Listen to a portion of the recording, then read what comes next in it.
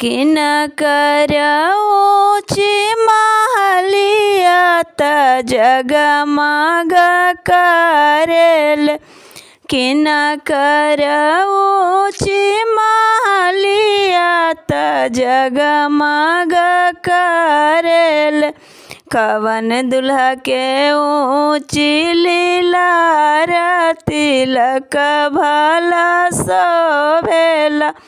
कवन दुल्हा के ऊँची लीलार तिलक भला शोभेला।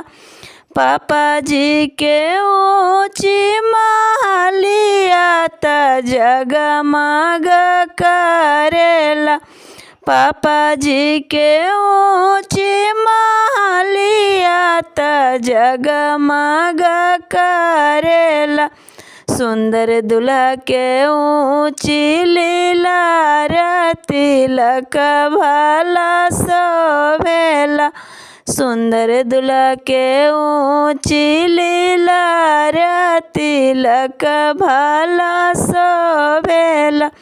जनकपुर से अइले तिलकहरू तिलकिया चढ़ावेला। जनकपुर से अइले तिलक देवन तिलकिया चढ़ावेला। सुंदर दुल्हा के आंगन तिलक चढ़ेला देखते सुहामन। सुंदर दुल्हा के आंगन तिलक चढ़ेला देखते सुहामन। अंगना में बैठलन जनक समधी अंगना नीरे खेल। अंगना में बैठलन जनक समधी अंगना नीरे खेल। समाधि के आंगन बड़ी छोटा तनिक नहीं लागल। समाधि के आंगन बड़ी छोटा तनिक नहीं लागल। जाजिम पर बैठलन दशरथ समधी तिलक नीरे खेलन।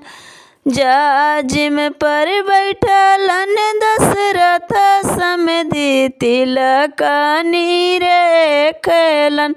बाबू के तिलकिया अइले थोड़ा तनिक नहीं लागेल। बाबू के तिलकिया अइले थोड़ा तनिक नहीं लागल। आंगन में बैठलन बेटी के चाचा आंगन नीरे खालन। आग समाधि के आंगन बड़ी छोटा तनिक नहीं लागेल। समाधि के आंगन बड़ी छोटा तनिक नहीं लागेल। आंगन में बैठलन लड़की के भैया आंगन नीरे खाल। महल बीचे बैठलन लड़की के भैया महल नीरे खालन। दुल्हा के महल बड़ी छोटा तनिक नहीं लागेल।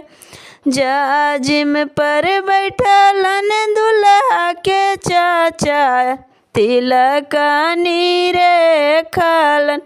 बाबू के फिर जवाब बड़ी छोटा तनिक नहीं लागेल। बाबू के चैनमा बड़ी छोटा तनिक नहीं लागेल। जाजिम पर बैठलन दुल्हा के भैया तिलक नीरे खालन। बाबू के कूलरवा बड़ी छोटा तनिक नहीं लागल। बाबू के बर्तनमा सब लोकल तनिक